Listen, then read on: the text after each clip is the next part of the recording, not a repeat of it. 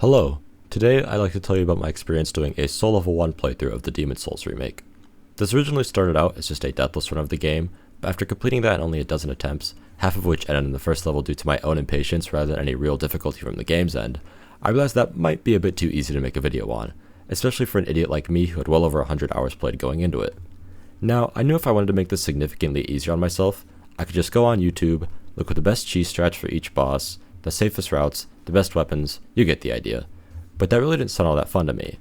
I instead wanted to play the game about the same as I normally would and rely on just the knowledge and skill I had acquired throughout my time playing. To start, let's go over the rules I decided upon.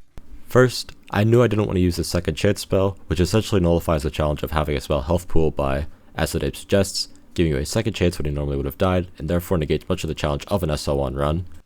I'm not allowing myself to use any glitches, such as the 3-1 coffin skip that allows you to bypass almost the entirety of the Prison of Hope, no quitouts to avoid death. I'm not allowed to cheese bosses, such as daggers to unlocking Fool's Idol. For no other reason than I don't value my own time enough, I decided I also must win the initial Vanguard Demon fight, which you see now. Lastly, seemingly unintentional skips that don't require glitches to pull off are allowed, such as the 4-1 sequence break, so I thought they would be a nice way of showing what I have learned throughout my time playing, without completely nullifying the difficulty of the challenge. This video ended up being more of a delusional rambling than a real guide, but in case some other psychopath out there is looking for inspiration on their SL1 playthrough, I'll discuss the reasoning behind the route and items I pick up as we go, and I'll do my best to explain things for players of any level. And with that, I think we're ready to begin.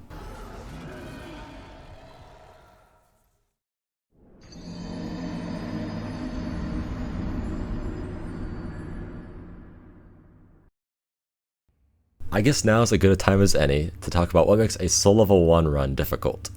Other than the obvious issue of dealing less damage to enemies and enemies taking much less damage to kill you, a Soul Level 1 run also puts a lot of restrictions on what spells, weapons, armor, and starting class you can use. So pretty much any items with high stat requirements are going to be completely unusable, and as you'd expect, late game fights where you're expected to have weapons that benefit from high stat scaling are drawn out exponentially. You may have already pieced this together, but the only starting class we could choose from here is Royalty, as any other class starts at a level higher than 1, and therefore immediately causes you to fail the challenge. In case you have it schizophrenically memorized what the class's starting attributes look like, here's what we're working with. Now let's talk about strategy. Spoilers, there is very little. To start, I decided to see how far I could get by just mindlessly forcing my way through the levels and bosses the game had to offer. As you'll see in a bit, this brain-dead idea of mine actually brought me quite far, but obviously not far enough. I knew that eventually I was going to need to improve my character's equipment somehow, and the first thing that came to mind was the Dragon Weapon upgrade path. Unlike other, more popular upgrade paths such as Crescent, Quality, or Crushing, which all enable the player to alter a weapon's stat scaling to their liking, Dragon Weapons have absolutely no scaling in any category, and instead come with just a flat damage amount and a helpful fire damage bonus. This is very useful for lower level characters such as mine, as it would no longer matter if I had high or low character stats. Thankfully, past Cameron won't have to worry about acquiring such a weapon until a little later in the run though, so I'll now point out the important item pickups in 1-1. First, I grabbed the Cling Ring as I anticipate I will be dying and forced into soul form for much of this run. Then I made my way over to pick up the Thief Ring and meet Aunstarva, who kindly made a short 8-hour video explaining how the ring will be useful in 4-1 as it'll allow me to completely avoid detection from the flying stingrays. I made my way over to the Dragon's Nest to acquire the Ring of Great Strength. Since I can't improve my endurance and therefore will be stuck with a low equipment load, this will be very useful in allowing me to put on more armor to hopefully prevent getting constantly one-shot later without going over the 50% equip limit and slow rolling. Also be sure to pick up any fire bombs you can find at the level, as they'll make fighting Phalanx much smoother and faster. I then crossed the bridge, pulled the lever to open the boss door, turned the corner to grab some pine resin for the upcoming fight, and made my way to the fog gate to fight Phalanx. There's nothing really worth noting about this fight. I just did the usual hurling firebombs until there's enough of an exposed area for me to go own some pine resin and finish the job. And with that, we've completed 1-1 and now have access to all 5 Archstones. To celebrate my success, I jumped off the nearest balcony and traumatized the family of 4 below by appearing before them moments later. Believe it or not, this is actually what optimal gameplay looks like, as I now won't have to worry about dying in body form during the next level and lowering my world tendency. I'm now realizing I said I'd make this guide for players with any skill level, so I guess I should briefly explain what world tendency is and how it works. If you already know how this works, skip to the time on screen. World Tendency is similar to a karma system in other games where your actions come to haunt you later, except in Demon's Souls Seaman Souls? Seaman Souls. I just said Seaman Souls. It's 4 a.m. What am I doing?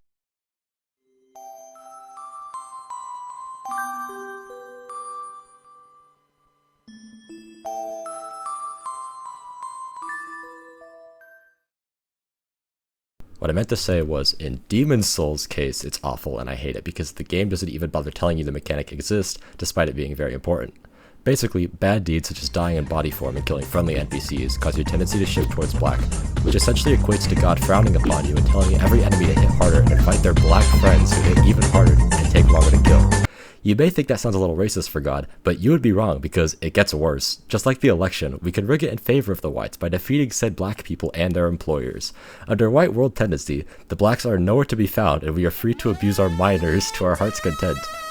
What I'm trying to say is, I think silly little Miyazaki had a few too many while coming up with this one, and the fact I'm willing to repeatedly kill my character to avoid interacting with it in any way, and I was only able to make it interesting enough to include the script by forcing in racism should tell you how unfun it is.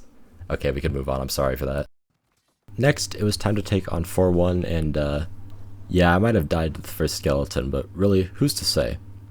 I'm here for 2 important item pickups. The Crescent Falchion, which will serve as my primary weapon until I eventually cave and spend the time required to get a good dragon weapon, and the Regenerator's Ring, which is undeniably just one of the best rings in the game, though I won't be using it as much as I had originally anticipated due to my need for the Ring of Great Strength. Not a whole lot happened in this level, since I did the classic sequence break to skip straight to the fight against, well, your mom. Got 'em. Make sure to like, comment, and subscribe for more hot single moms in your No, I'm just kidding. I would totally hit that. Mommy? Sorry. I would happily let her blow my back out with her cleaver any day of the week. I've literally never seen such a fuckable, voluptuous, gaping, wet, fertile wound in my life. I mean, just look at it. Come on, somebody's also got to put that tongue to use. Mama isn't gonna milk herself. They're a guy. What? They're a guy. They're a guy? Well, you know, beggars can't be choosers. Time for the daddy milk, boys. Woo!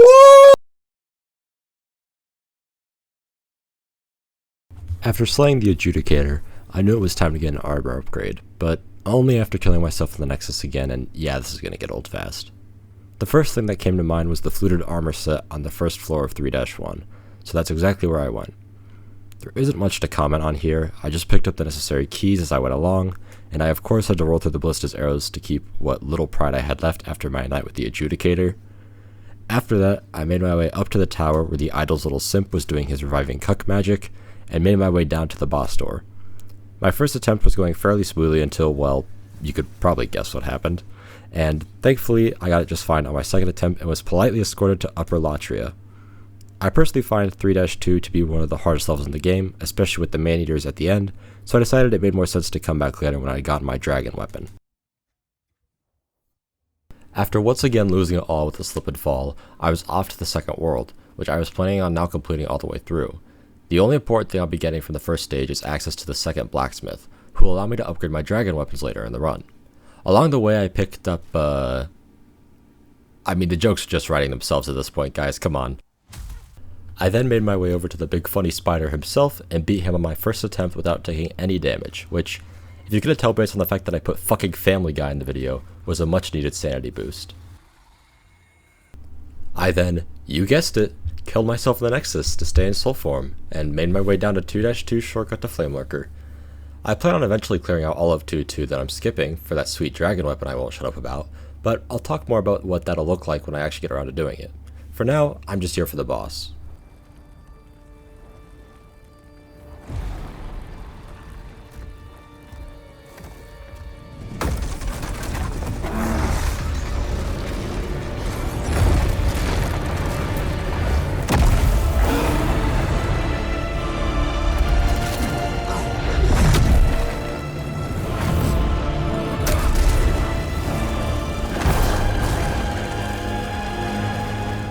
Flamelurker is considered by many players to be one of, if not the hardest fight in the game, and he unsurprisingly ended up being the first real jump in difficulty. Normally I have no issue with him, but I found him to be noticeably harder than usual due to the amount of chip damage he tends to deal to the player throughout the fight, which is especially troublesome with my small health bar. Additionally, he is the first boss I've encountered who's fully capable of one-shotting me, which led to an admittedly amusing first attempt where I walked up confidently only to have my ass handed to me on a rather hot silver platter. He also suffers from the classic Demon Souls problem of lingering hitboxes, so if I ever got too eager when punishing either of his slam attacks, I'd lose most of my health and any chance I had to deal damage. But after getting heartbreakingly close on my 9th attempt, I managed to defeat him with a close call on the next one. I also may or may not have died like 5 times from fall damage on the way down, but there's no amount of money that would convince me to include it in the video. Sorry. After committing Sudoku for the 5th time this week, I ran over to face Dragon God since my character's equipment doesn't really matter in this fight. Other than looking amazing, Dragon God is an absolute bore of a fight that plays out the same way every time, so I'll keep it brief. I fired both ballistas, killed a few crystal lizards for their, well, crystals, and finished him off with the falchion. And with that, we finished World 2. See, I don't need to over-explain everything, just most things. After once again asking the ground to kindly shorten the amount of time I had left to breathe, I decided that I'd try and take on one of the harder levels just to see how it went. I returned to 3-2 hoping that I had overestimated it, only to find man-made horrors beyond my comprehension. I think I might have broken him. Maybe I should just put him out of his misery and, wow, that's not a lot of damage, is it?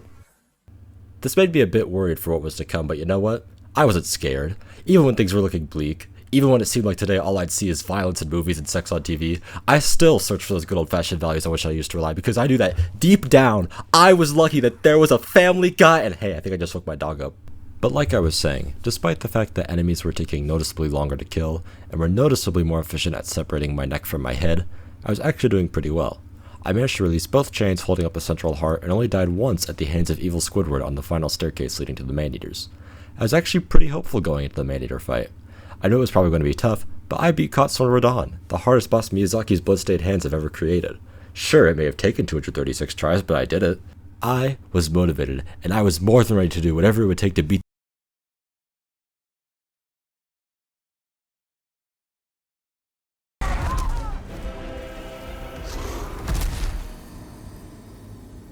Yeah, okay, it's probably time to get my dragon weapon now.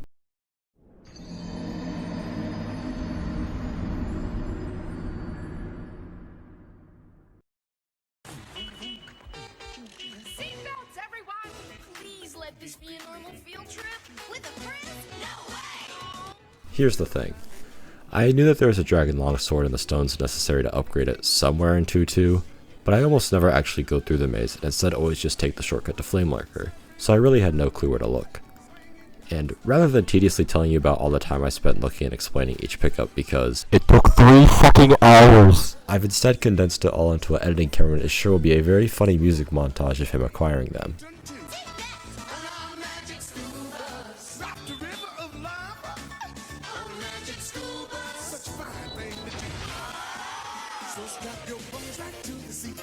Come on in and don't be shy.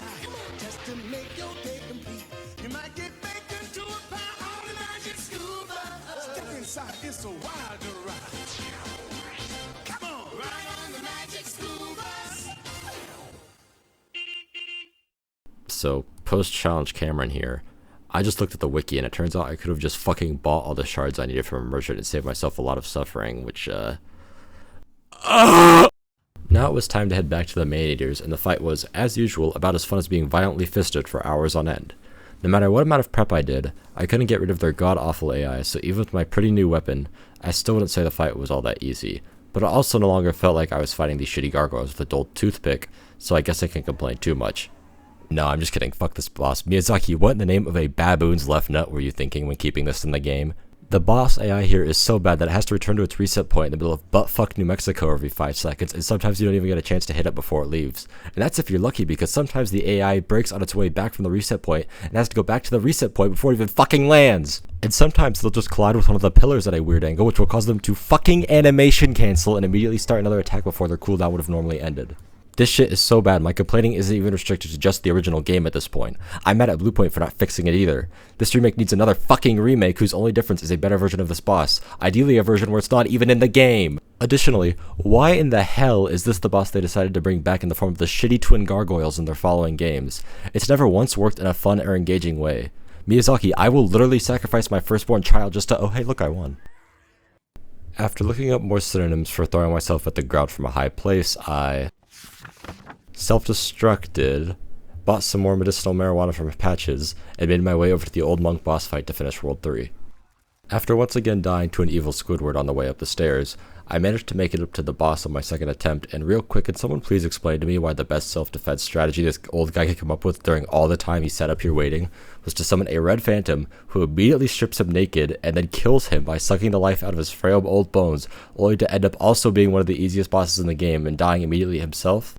Anyways, the fight was about as easy as you would expect, and if you're for some reason mad at me for not doing the online version of this fight against another player, I actually did try to find someone else because I thought it would be funny for the video, but the game's online community is there than the freshly naked old guy in the back of the arena, and since matchmaking is also based on level and most people aren't psychotic enough to do an SL1 run of this game like I was, there was no way I was ever going to match up against another player. Believe me, I tried for a whole ass hour before caving and just fighting the NPC version of the boss. Call me a scrub if you must, but also know that if you're the person saying these things, you too can commit seppuku. Yeah, that sounds good. At this point, my loadout was almost complete, but there was still one more thing I was missing, a bow. This honestly wasn't that important since I already had a ranged ability thanks to the royalty class's starting spell, but I figured it couldn't hurt to get anyways. The first bow that came to mind was the compound short bow found atop a tower in 1-2, so that's exactly where I went. While I was there, I figured I might as well also take out Tower Knight since he's a complete pushover. I think the closest I got to dying throughout the entire level was when he unintentionally fell on me after I smacked his ankles a little too hard. Now that we had acquired our bow, there was just one more problem. Most good bows, this one included, require either a good strength stat, a good dex stat, or both. And my level 1 character had neither. My solution? The lava bow, which I can craft by combining any bow upgraded to +7 with the hard demon soul, which I got earlier from slaying the armored spider. This might seem like a stupid choice of bow at first, since it unfortunately has both a high strength and high dex requirement like most of the other bows, but there's a catch. The base damage I'd be dealing with it would be rather low, yes, but the lava bow also comes with a nice fire damage bonus that isn't tied to any stat whatsoever. At least I think that's how it works. Please don't take my word for it. For all I know, this entire last 20 seconds might be a complete lie. I have no idea if this is the best bow for an SL1 playthrough, but the fire effect matches that of my longsword, so I had to pick it anyway. Now that I had finally completed my loadout, I was hopefully ready to take on the rest of the game without any more breaks.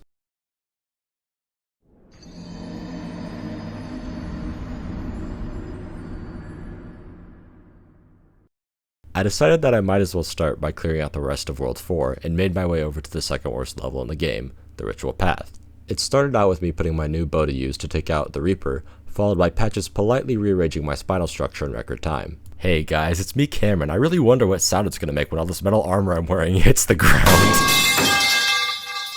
During my visit to Patches' Goon Cave, I met a fellow emo bullcut wearing femboy who politely told me that we were completely doomed or were about to starve to death. Upon receiving this news, I did what any reasonable person would do and challenged the nearest ghost to a fencing duel, and I don't know about you guys, but they seemed really into it. You know, maybe a little too much. Now, I could have just left. There was nothing forcing me to continuously jump back down the funny hole, but I knew I wouldn't be able to live with myself if I didn't save my new early 2000s boy band hair twin, so back to the Cub Dungeon I went. Thankfully, I beat the Phantom on my third attempt and can now move on with my increasingly sexually ambiguous day. I made my way outside, fought a few skeletons, and then died from the world's slipperiest staircase and started to remember why I disliked this level when I realized I'd have to do all that again because Miyazaki, being the silly little goofy goober that he is, forgot to include any checkpoints. On my next attempt, I managed to successfully walk past the ghosty guy without any slippery accidents, and headed back outside to the very necessary and engaging part with literally nothing to do, and then back inside where I fought past another few ghouls and the Reaper summoning them.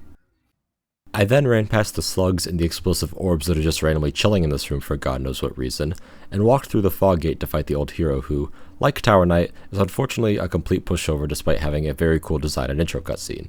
That being said, there is something very amusing about him turning around suddenly like he forgot his wallet, only for the dementia to kick in again and cause him to continue his walking cycle. After my routine twice-an-hour successful attempt at my own life, I went and fought the cutest boss the game had to offer if you leave out the Adjudicator. Storm King is probably my personal favorite FromSoft gimmick boss for a number of reasons. It's the first time we ever get to use the classic Storm Ruler, it makes a lot of funny noises,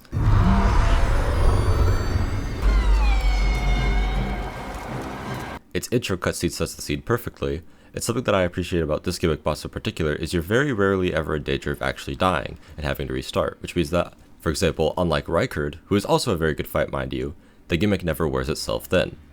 But regardless of whether or not you like this boss as much as I do, it's still an easy one, even on SL1, so I managed to beat it fairly quickly without much trouble. Now I only had the 5th arch still left to complete before the finale. Unfortunately for me, this means that after another concrete-induced neck snap, I now get to suffer through 2 of the worst levels in the game, starting with 5-1, the Valley of Defilement.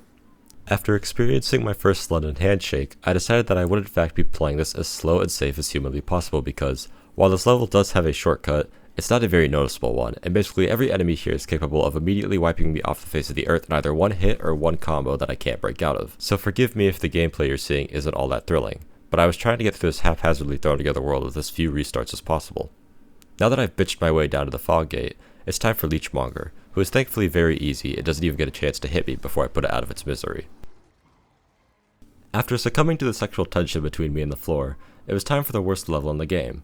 5-2 is the start of the classic Miyazaki just saying, fuck it, throwing in a giant swamp, and calling it a day. And sadly for me, it's not a good start to this trend. Have you ever thought to yourself, you know, these intricately laid out levels with clever shortcuts, interesting progression, and rewarding exploration, they're just too good for me, and that you would rather be playing a shittier version of this game? Well, fear not, because the Swamp of Cameron's Sorrow has you covered.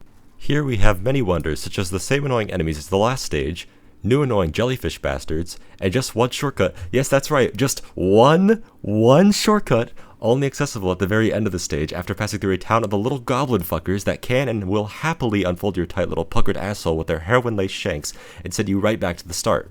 I love this game, but what the fuck are we doing here, FromSoftware? Anyways, you're probably tired of hearing me whine about this game's problems for the 100th time this video, so I'll just skip to fighting Dirty Colossus, who's probably the most bland boss this game has to offer, and as a result I have practically nothing funny to say about it, so here's a picture of my dog instead. After mysteriously perishing in the Nexus again, all that's left for me to do in World 5 is face Maiden Estraya and Garl Vinland. As cool as their lore, cutscene, and overall presentation is, the fight against them isn't that compelling after just one go, as the gimmick of Estraya calling upon someone else to fight for her is possibly the least interesting in the whole game for me, but at least it isn't as annoying as Dragon Gods. What is interesting is Garl Vinland's riposte animation. I really don't think that's how clubs are meant to work, but I guess I'm not the expert. After defeating Mr. Vinland, I went down, rizzed up Estraya in hopes of no longer being maidenless, only for her to literally kill herself in front of me. Kids, don't listen to your friends and loved ones, because trust me, she could do a lot worse than just say no. After taking the rejection a bit too harshly, I headed off to the penultimate level of the game, 1-3, aka Inner Ward. Unlike the last hour of Swampy Hell, Inner Ward is actually a pretty well designed level. The only problem is that we are officially in the endgame, and as a result, almost any melee hit one-shots me, and most ranged abilities kill me in 2 hits. Despite this, I somehow managed to open the major gate shortcut on my first attempt. It was nearing the boss door before the infamous Red Knight trio reminded me that I am in fact playing a Souls game by railing me so hard I died the millisecond their tip entered my body. After being fatally gaped numerous times on my way up to the Fog Gate, I finally managed to weave my way around the Red-Eyed Orgy to fight my favorite boss of the whole game, Penetrator. I wasn't kidding earlier when I said the jokes were writing themselves with this game. Normally, Penetrator is a very cool fight that ends up being way too easy due to his damage being lower than the regular foot soldiers leading up to him, and his health bar being somewhat shallow. But I would say this is the one fight that I've encountered so far that actually benefits from an SL1 playthrough, because now he's a genuinely threatening boss. He can kill you in 2 hits, or even just 1 if you somehow get hit with his penetration attack, and yes, I know exactly what that sounds like, and I swear it's not what you think it is. This makes him actually feel like a boss worthy of blocking your way to the grand finale. It no longer feels like a complete steamroll, and more like a compelling back and forth duel with little downtime and high stakes. It was honestly very refreshing to finally find a boss that felt better when playing an SL1 character after all the letdowns I'd had with the others, who had largely been the same or objectively worse than their non-SL1 counterparts. That being said, Penetrator still wasn't exactly a hard fight, and I beat him without too much trouble on my first go. It was finally time to finish this increasingly schizophrenic run and take on King Allant. I said one last goodbye to my hair twin, slipped on a banana peel on the way out, blacked out, and woke up the next day ready to work my way through the King's Tower. I embarrassingly died a couple times to the red phantoms at the start, but managed to take the last one out on my third run. With the ended sight, I worked my way up the staircase, across the bridge, up another staircase, and played an exhilarating game of Fetch without Starva to congratulate him on finally fixing the Resultants typo on one of his many thousand-page long guides. One ridiculously long elevator ride later, and I had finally arrived at King Allant.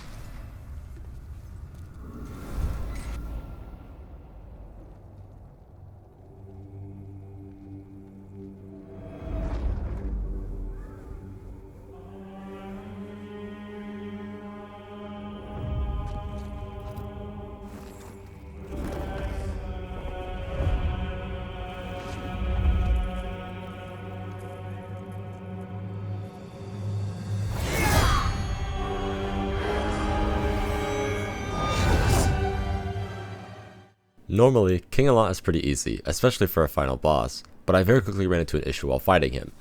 Unless his dash move bugs out, which thankfully only happened once to me, most of his moves are well telegraphed and hit appropriately hard for how long you have to react to them.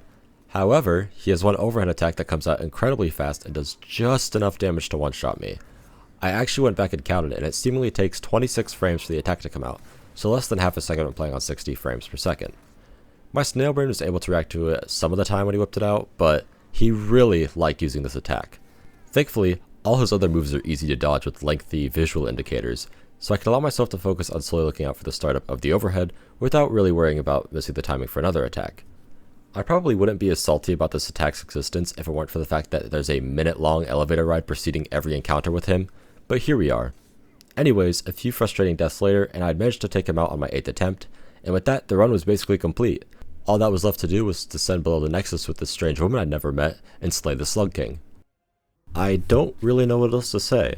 If you for some reason are still watching this absolutely scuffed video, I worry for your health, but would also like to say thank you. Between recording, transferring files from my PS5 to PC with the world's shittiest USB stick, doing voiceovers, learning how to edit, and then actually editing, this video probably took over 100 hours to make, so I'm glad you at least got enough out of it to stick around for a little under half an hour. I hope to make more videos like this in the future, but whether or not my bio major schedule ever allows that to happen is another matter entirely. Thank you to my friend Nate for being scarily fast to give me synonyms for killing myself. They were very helpful, even if his ability to list them off so quickly was a bit concerning. And thank you to my dog for being so photogenic and keeping me semi-sane throughout this process. I've been yapping for way too long now, and I'm getting tired of hearing my own voice, as I'm sure you are too. So I hope I haven't completely rotted your brain, and have a nice day.